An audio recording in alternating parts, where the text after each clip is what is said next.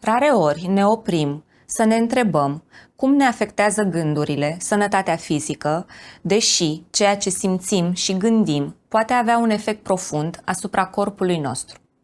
Studiile arată că stresul, anxietatea și alte emoții apăsătoare pot afecta sistemul nostru imunitar, creând un teren propice pentru diverse afecțiuni. Cum se întâmplă acest lucru? Gândurile noastre au o influență profundă asupra sistemului nostru nervos și hormonal. Atunci când experimentăm stres, de exemplu, corpul nostru eliberează hormoni precum cortizolul, care atunci când este în exces poate suprima sistemul imunitar și crește inflamația în corp. Astfel, corpul poate deveni vulnerabil la diverse boli și afecțiuni. Pe de altă parte, gândurile pozitive pot activa sistemul nervos parasimpatic, care lucrează pentru a încetini răspunsul organismului la stres, care pune frână pe accelerație și poate stimula sistemul imunitar. Iar acest lucru poate avea un efect protector asupra sănătății noastre generale.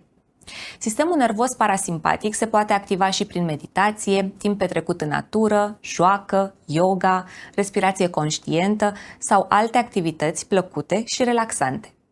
Revenind la gânduri, vă amintesc și faptul că acestea pot influența comportamentele noastre zilnice, cum ar fi modul în care ne alimentăm și ne punem corpul în mișcare.